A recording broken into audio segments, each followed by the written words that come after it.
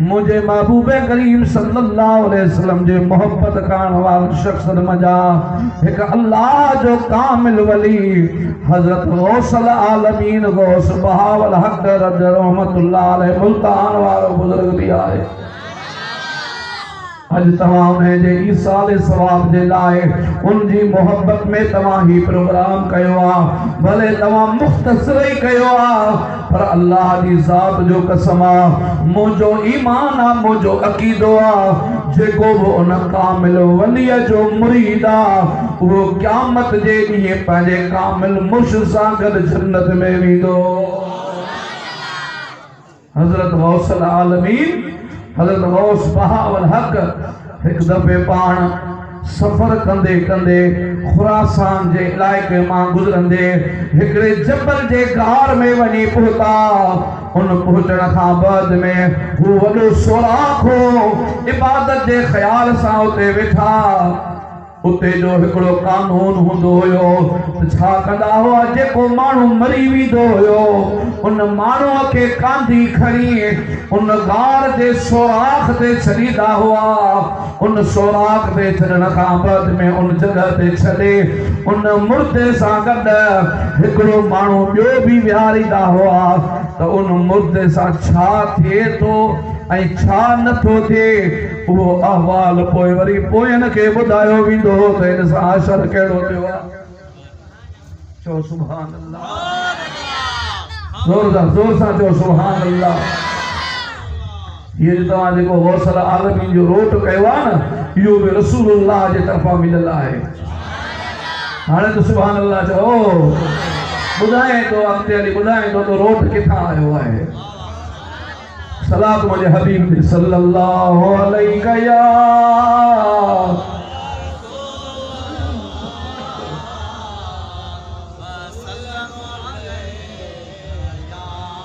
मोहब्बत सां बलियावत सां सल्लल्लाहु अलैहि या रसूल अल्लाह व सल्लम अलैहि या हबीब अल्लाह। वे मानू पान जे मन वेठा हो जगह वेहण का बाद में कुछ देर में हिकड़ा मानू कांधी वे लाश खणी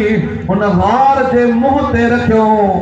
हजरत गौसल आलमीन के या खबर हुई जो त अल्लाह जे कामिल वली के अल्लाह पाक या ताकत अता फरमाई आ जेको परे का ख्याल करे ईंदो आ उन पंहिंजे मुरीद जे ख्याल के कबूल करे उन जे मुरीद जे ख्याल के सुञाणे वठंदा आहिनि। छो त अल्लाह पाक पंहिंजे वलियन के पंहिंजे मानन के या ताकत अता फरमाई आहे। चओ सुभान अल्लाह। हजरत गौसल आलमीन फरमायो हाणे तव्हां हिन मैयत के तव्हां हिते छॾियोस हिन मुर्दे के तव्हां हिते छॾियोस तव्हां हलिया वञो मां ॾिसां थो इन जो अहवाल पोइ मां तव्हांखे ॿुधायां थो त हिन सां कहिड़ो हशर थी रहियो आहे। हजरत गौसल आलमीन हजरत गौस बहावल हक रहमतुल्लाह अलैहि उन माण्हुनि खे जमल वापस कयो आ। एतरी ही देर में मुनकर नकीर साफ वठण वारा मलाइक आया जमल उनका सुजाग कयो मुर्दे जे अंदर चुप अची वई आ त पाण वो मुर्दो छा थो करे जमल सुजाग थियो आ सुजागी जी हालत में डोड़ंदे अची खतरनाक मलाइकन जो शिकलियूं ॾिसी जंहिंजे हथ में गुर्ज़ो आ अखियूं ॻाढ़ियूं हुयूं जलाल में हुआ उन्हनि जी दहशत खे ॾिसी जमल सुजाग थियो आ डोड़ंदो अची हज़रत उतां बस साम्हूं ई अची गौसल आलमीन जे पेरनि ते किरियो आ चवे थो अल्लाह जा कामिल वली मुंहिंजे मथां महिरबानी फरमा। हज़रत गौसल आलमीन मुझे रब करीम के तो अर्ज करे या इलाहल आलमीन ओ करीम रब तुझो फरमाना या अय्युहल्लज़ीना आमनुत्तकुल्लाह वकूनू मअस्सादिकीन। ऐ ईमान वारो डिजो रब करीम जी ज़ात खां ऐं सालनि ॿारनि जी सोबत अख्तियार कयो मुंहिंजा करीब रब हाणे हिन जो हिते ॿियो केर बि सहारो कोन्हे को छो त शाह साहब फरमाए थो मोए पुॼाणा मैयत जे तकड़ कन तमाम खण खण वाई वात में लता बि कन लीलाम पोइ पहुच मोहम्मद जाम ही आसी तुझे आसरे माणिक मिट संदोम उदारीअ में सोझरो हशर वेल हिसाब में छॾे ना वेंदोम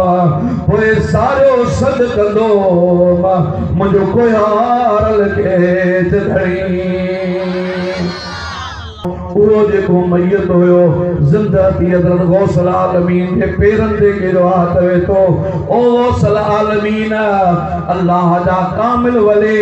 मूंखे मालूम थियो मूंखे ख़बर आ तू मुल्तान जो बादशाह कामिल वली आही मुझे मथा मेहरबानी फरमा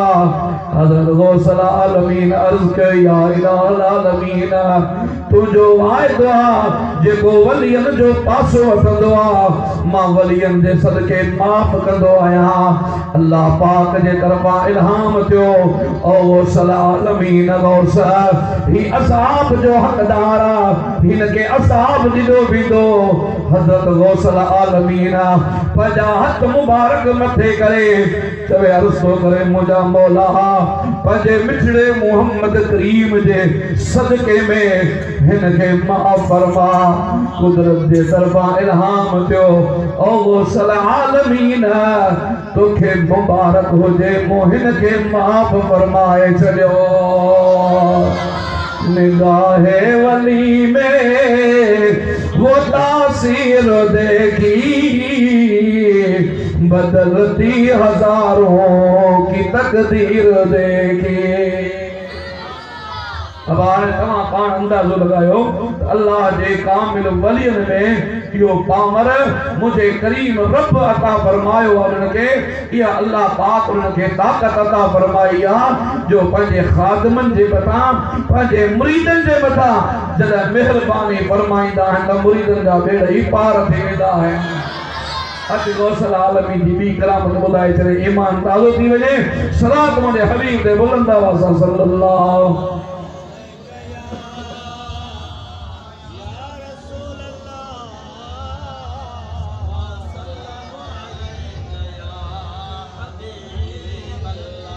मुझो वेठल आवाज भी लाउड जोर से मथे वजे बियो पर तवा अले जो सुस पे जो सलात मुझे सुने नबी जी सलात मुझे सुने नबी जी दवा भी आहे दुआ भी आहे जो सुभान अल्लाह सलात मुझे सुने नबी जी दवा भी आहे दुआ भी आहे कथे समूरन मलाइकन सा जे पाण बणदो खुदा भी आहे पढ़ो सल्लल्लाहु अलैहि या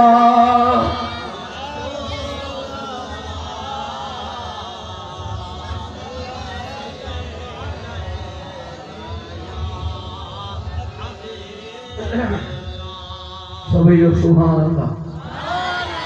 हजरत गौसल आलमीन रज़ी अल्लाह ताला अन्हा जे कचहरीअ में अल्लाह जा कामिल वली वेंदा हुआ जो सुभान अल्लाह उन अल्लाह जे कामिल वलियन में हिकिड़ो अल्लाह जो कामिल वली वेठो हुयो उन चयो त साईं नज़र कीमिया मकसद छा त अल्लाह जा कामिल जंहिंजे मथां पंहिंजी नज़र कंदा आहिनि त उनजा बेड़ा पार थी वेंदा आहिनि नारो खणो गुरु गौसल आलमीन जो भला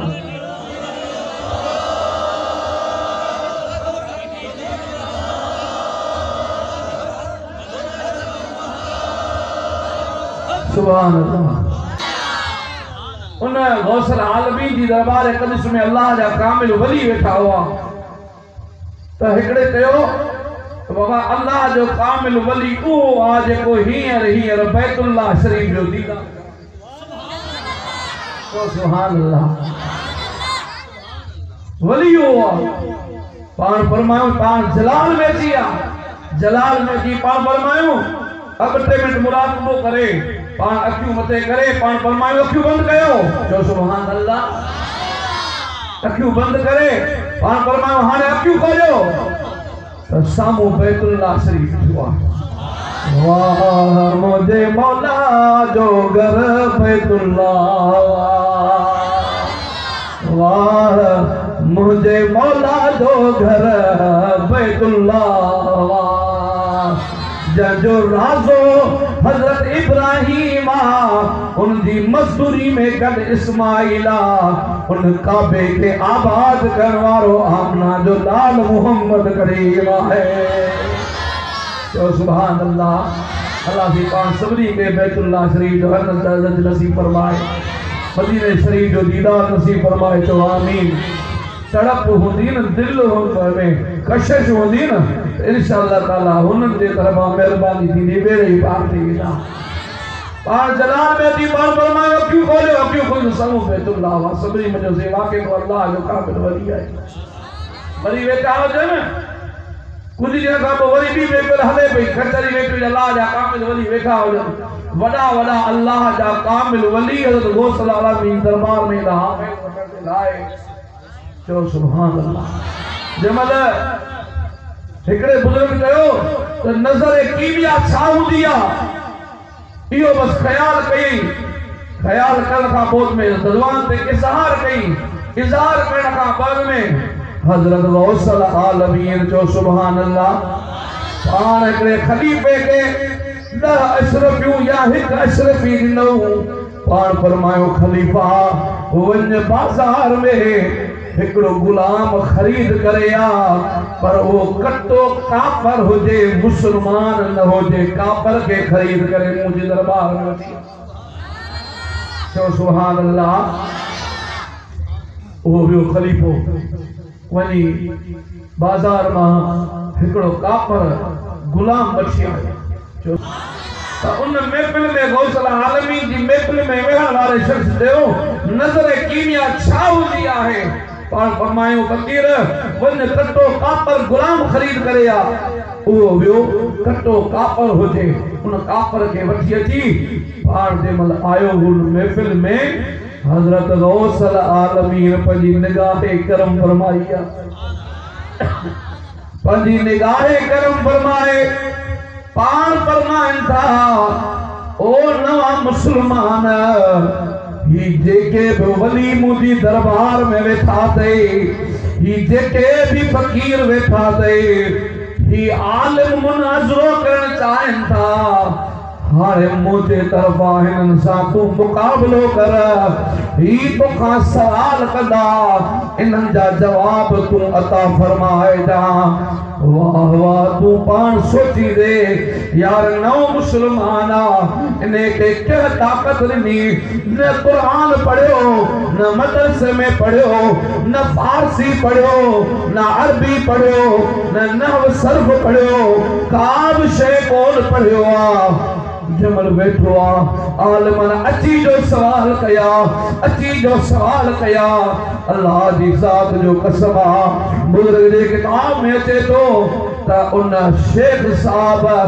नए मुसलमान अहड़ा किताबन तफसीरन हाय हदीसन जा हवाला दिना जेके महफिल में वली वेठा हुआ उन जो दिमाग हद ताईं रहिजी वियो हैरत अजब में पहुंची विया यार सुभान अल्लाह नए मुसलमान जो नजर कमाल कीमिया सा इहो कमाल आ गौसल आलमीन जो छा कमाल होंदो तो सुभान अल्लाह पढ़ो सल्लल्लाहु अलैहि या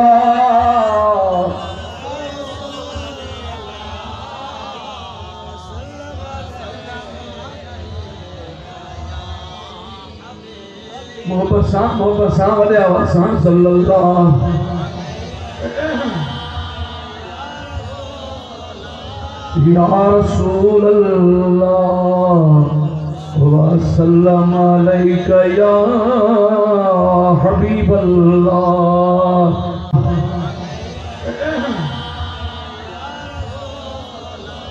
या रसूल अल्लाह वसल्लम अलैका या हबीब अल्लाह। तव्हां के असल हकीकत रोट वाली ॿुधायां पोइ दुआ कयो। छा ख्याल आहे? ॿुधण जो इरादो आहे न?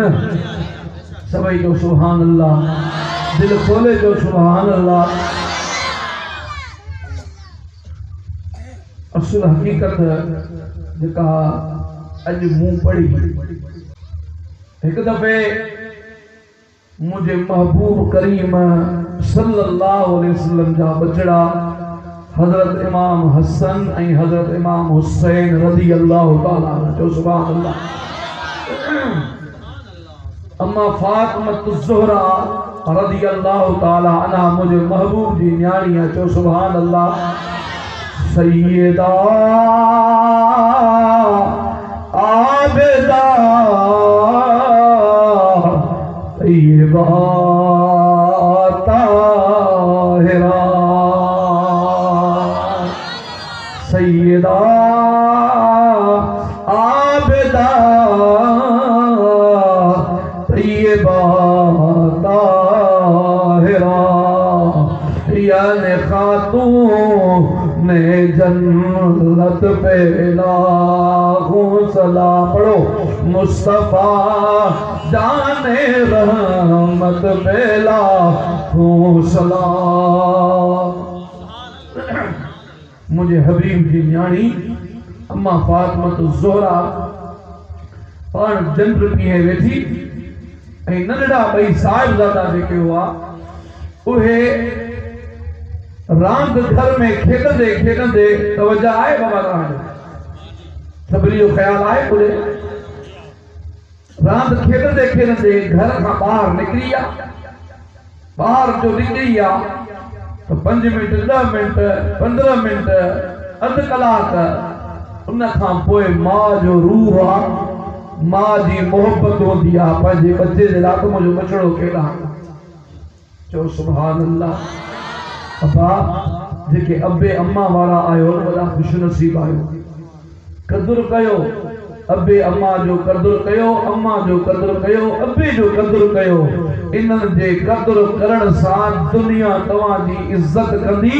पर क़ब्र भी तव्हां जी इज्जत कंदी। क़यामत जे ॾींहुं अबे अम्मा जे सदके जन्नत में हलंदासीं। चो आमीन, चो आमीन। मुंहिंजा अदा अम्मा फातिमा ज़ुहरा रज़ी अल्लाह ताला अन्हा मां जो रूह आहे। 1000 बार असां पंहिंजे अमड़ सां ढेरो कयूं, तंग कयूं, अंगल कयूं, पछरी कयूं, पर खुदा जी ज़ात जो कसम आहे उहा मां हिकु अहिड़ो रूह आहे। 1000 बार विढ़ण खां बाद में भी जेकर तूं अम्मा खे सॾु कंदे ओ मुंहिंजी अम्मा, त मां चवंदी ओ मुंहिंजा जी बचा कहिड़ो तुंहिंजो हाल आहे। चवंदा आहिनि त मां जो रूह अहिड़ो आहे जो पुट घर में ईंदो आहे जॾहिं ज़ाल ॾिसंदी आहे खीसा, कावड़ तो बंदा कयो बाबा, ज़ाल ॾिसंदी आहे खीसा, ऐं उहा मां वाहिद हूंदी आहे जेका चवंदी आहे तो अब्बा बच्चा दे ख़बर किथे मानी खाधी ते बुख तो कोन लगी थी, बुख ते आई या मानी खाई आई। दा मां जो मकाम वॾो आहे। अल्लाह पाक कुरान में कई जगह ते फरमायो आहे त पंहिंजे वालिदैन जी इज्जत कयो, एहतराम कयो। उफ भी न चओ, उफ जेको लफ़्ज़ आहे अलिफ ऐं फा इहो भी न चओ, बाक़ी लठियूं खणी पंहिंजे कुटींदा कयो पंहिंजे माउ पीउ खे। न बा उफ अलिफ ऐं फा इहो उफ लफ़्ज़ भी जेको आहे पंहिंजे अबे अम्मा सां चिड़ी न ॻाल्हाइजो। जंहिं चिड़ी ॻाल्हायो उनजी आक़िबत ख़राब थी वई। जंहिं जी में सॾु कयो त क़ब्र हशर में भी उनखे जी सां सॾु कयो वेंदो। मुंहिंजा अम्मा फातिमा ज़ुहरा परेशान थई, अची परेशान थई, छा चक्कर नंढड़ा केॾा विया। एतरी ही देर में हजरत अली शेर खुदा रज़ी अल्लाह ताला अन्हु जो सुभान अल्लाह लगाता था वो जब नारा तो खैबर तोड़ देता था, हुक्म करता था दरिया को तो रास्ता छोड़ जाता था। हजरत अली साईं आया पाण फरमायो ओ फातिमा दे खबर छा गाला छो परेशान आहे कि मुंहिंजा बचड़ा हसन ऐं हुसैन ॿई जेके आहिनि राति खेॾंदे खेॾंदे ॿाहिरि निकिरी विया आहिनि, अधु कलाक थी वियो आहे अञा पहुता कोन आहिनि, ॻाल्हि अलाए छा आहे ख़बर न आहे केॾा गुम थी विया आहिनि। हज़रत अली साईं यकदमि घरां निकिरी जंहिंमहिल ॻोल्हण जे लाइ निकितो आहे थोरो ई ॿाहिरि वियो आहे, गर्मी जो टेम आहे, ॿई नंढड़ा हुते गर्मी जे करे हिकिड़े वण जी छांव में सुम्ही रहिया आहिनि, ॿिन्ही बचड़नि खे निंड अची वई आहे।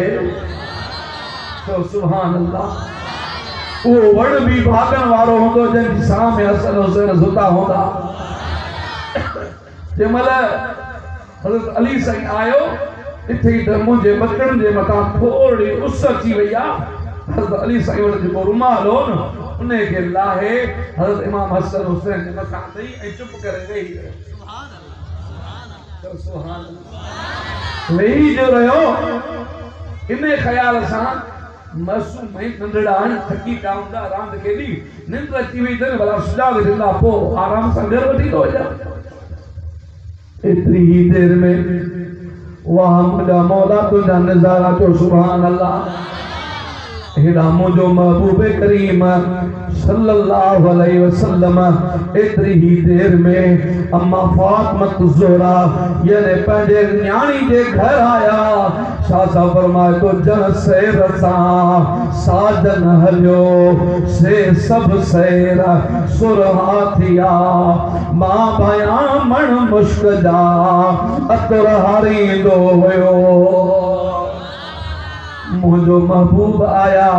पान फरमायो फातिमा छा ॻाल्हि आहे छो परेशान आहे। अम्मा फातिमा तो ज़ोहरा थी अर्ज़ करे मुंहिंजा बाबा साईं मुंहिंजा ॿई नंढड़ा जेके आहिनि रांदि खेॾंदे खेॾंदे घरां ॿाहिरि निकिरी विया आहिनि, अञा ताईं वापसि न आया आहिनि, ख़बर न आहे अलाए केॾा गुम थी विया। अली साईं खे बि मोकिलियो आहे, हज़रत अली साईं बि वापसि कोन आयो आहे। मुझो महबूब कंहिंजे दुख के तकलीफ़ के बर्दाश्त न कंदा आहिनि, वो नबियूं में रहमत लक़ब पाने वाला अपना पराए कदम खाने वाला परावन का लाहिण परेशानियों जो सुभान अल्लाह परावन का लाहिण परेशानियों नबी पाक मुझे जूं निशानियों। मुझो महबूब उन ही पेरन ते रवाना थिया। हर पेजो वञी ॾिसनि सोणो हसन भी सुतो पियो आहे, सोणो हुसैन भी सुतो पियो आहे। अली साईं पेरां दी खां वेठो आहे, इंतज़ार में वेठो आहे जी मुझो महबूब विया त नंढड़नि जे आराम के ख़राब कोन कयूं, सुजाग कोन कयूं। मुझो महबूब भी उन जगह ते वेही रहिया। सुभान अल्लाह उन जगह ते जेको वेही रहिया हाणे हज़रत अली साईं वियो त वेही रहियो नंढड़ा जंहिंमहिल उथनि जंहिंमहिल मुंहिंजो महबूब विया त मुंहिंजो महबूब उते वेही रहियो। जंहिंमहिल नंढड़ा उथनि हेॾा अम्मा फातिमा ज़ोहरा रज़ी अल्लाह ताला अन्हा परेशान हुई। पाण पर्देदार औरत हज़रत अम्मा फातिमा ज़ोहरा रज़ी अल्लाह ताला अन्हा उहा पर्देदार औरत जो हिकु दफ़े चंद्र पीअंदे पीअंदे रात गुज़रंदे गुज़रंदे निंड अची वई आहे। चंद्र जो जेको हथियो हूंदो आहे उन जे मथां मथो रखे सुम्ही रही आहे। थोरो रुगो ई वार ॿ टे ज़ाहिर थिया आहिनि। अल्लाह पाक जल जलालहु अमन वालो सिज के उभारे कोन पियो। रात वॾी थी वई आहे। सहाबा किराम मुझे महबूब जी दरबार में आया, या रसूल अल्लाह रात वॾी थी वई आहे, छा मसलो आहे। जिब्राइल मुझे हबीब जी दरबार में आयो आहे। पान फरमाइबा ओ जे मुझा महबूबा जिब्राइल तो चवे मुझा हबीबा तुझे न्याणी फातिमा जा हिकड़ा बार ज़ार थी गाहिन निंद जे करे मुझा महबूबा अल्लाह पाक फरमाए तो जैसे ही मुझे हबीब जी न्याणी पंहिंजो सिर मुबारक मथे करे पंहिंजे रहे के सिधो न कंदी क़यामत अची वेंदी मां सिज खे कोन उभारींदुसि पर्दो हिकु अहिड़ी शइ आहे जेको अल्लाह पाक पंहिंजे महबूब जी न्याणी जे ॿिनि वारनि जी ओघड़ खे बि बर्दाश्त नथो करे चओ सुभान अल्लाह मुझो महबूब जी न्याणी पर्दे जी सूरत में ॿार आई आहे अॻिते थी ॾिसे त अली साईं बि वेठो आहे मुझो महबूब बाबो साईं बि वेठो आहे पाण बि वञी पहुती आहे दिल खे सुकून आयो आहे इत्मीनान आयो आहे शुक्र आहे मुंहिंजा बचड़ा हुते वेठा आहिनि बस 2-3 मिनट मस गुजरिया गुजरण का बाद में हजरत हसन ए हजरत हुसैन बई नंढड़ा साहिबजादा जे दिला मुझे महबूब फरमायो अल हसन वल हुसैन सैयदा शबाब अल जन्नत हसन ए हुसैन जन्नत जे जवानन जा सरदार आहिन बई नंढड़ा जी निंड मां उठा उठण शर्त पाण अंगल कयूं अंगल भी अजीब जे तो साईं ओ अम्मा मुंजी ओ नाना साईं बाबा साईं असा के हींअर मानी खपे पर मानी भी एड़ी हुजे जेका चूरी थियल हुजे गेर खंड में गजल हुजे सुभान अल्लाह तो चवे यार वहां तो पानी दे पियो ये तो पानी ठाए खाए तो सुभान अल्लाह हजरत हसन हुसैन यूं साईं बाबा साईं अम्मा असा के हींअर जंहिंखे तव्हां गिरोटी चवंदा आहियो गिरोटी छा चवंदा आहियो असां त रोट चवंदा आहियो पर असां सराई खे चवंदा आहियूं चूरी चवंदा आहियूं कुटे सफ़ेद ते पर रोट तव्हांजो जेको तव्हां कयो था पंहिंजे मुर्शिदनि जी इसाले सवाब का त चओ सुभान अल्लाह पाण उन्हनि जी अंगल कयो हाणे उते यकदम न को मानी न को गिह न को खंड न अटो न छा वाह मुंहिंजा मौला तुंहिंजो प्यार पंहिंजे हबीब जे बचन सां जो सुभान अल्लाह अल्लाह पाक जल जलालो अमन वारो फरमायो जिब्राइल जल्दी कर चो सुभान अल्लाह जिब्राइल जल्दी कर जन्नती ताम तैयार कर दो सुभान अल्लाह जन्नती ताम जेमल तैयार थिया चूरी करे तैयार करे अल्लाह पाक फरमायो जल्दी कर मुझे हबीब जी दरबार में वञ मुझे हबीब जे बचड़न निंड मां उथी अंगल कयो अंगल करण जे पूरे करण जे लाए जरा मुझे हबीब का बर्दाश्त न थो थे तो मां अल्लाह के भी मुस्तफा जे बचड़न सा प्यार आहे पर इन चूरी के अचण खां अॻु में अल्लाह पाक जल जलालू अमन वालो तहीर याने हिकिड़ी अल्लाह पाक जन्नती चादर मोकिली आहे जेका उहा चादर हसन हुसैन अली साईं अम्मा फातिमा ऐं मुस्तफा जे मथां जिब्राइल ठकाई आहे अली आले सुन्नत जो काबो अली हसन हुसैन जो बाबो मुझे महबूब जी दरबार में जिब्राइल हुआ चूरी खणी आयो वो रोट खणी आयो जमन वो खाधो तन हेला अल्लाह जो मेहरबानियों हजरत गौसल आलमीन वो वक्त साहिब कमाल गुजरेगा जो हर रात हुजूरी गुजरेगा मुस्तफा करीम की महफिल में हाजिरी लगते हुए हजरत गौसल आलमीन हेला वो सिस्टम थे पियो हेला गौसल आलमीन के दीदार थियो पान मुझे हबीब जो दीदार करण का बाद में मुझे मिठड़े मोहम्मद करीमा वो रोट वो जन्नती मानियता फरमाइया मुझे हबीबन फरमायो तो ओ गौसल आलमीन गौस ही तुझे मुरीदन दिला मोहम्मद करीम जे तरफा तोहफो आहे अली अल सुन्नत जो काबो अली हसन हुसैन जो बाबो अली पंजन गुलन मां हिक गुलवा अली सबन जी आसामदले चो महबूब मिठे जे यारन जी असा गुल लदिया पाक गली चश्मन पे रखी शुमदा हूँ अबू बकर उमर उस्मान अली अल्लाह सी तरह एरन कामिल अली अल्लाह फरमायो तो वत्तबे सबील मन अनाब इलैया ओ मुंजा बानो तव्हां उन्हनि जे तरफ़ तव्हां पंहिंजो लाड़ो कयो उन्हनि जे तरफ़ तव्हां उन्हनि जी तव्हां ताबेदारी कयो जन जो तवज्जो जन जी साह जो ख्याल हर वक्त हर घड़ी उन जो मुझे तरफ आहे मां अल्लाह पाक तव्हां पानन के हुकुम तो कया मुझे वलियन जी दामन पकड़ो तव्हांजा बेड़े ही पार थी वेंदा हाणे उठो सलातो सलाम पढ़ो पोइ अॻिते दुआ कयो।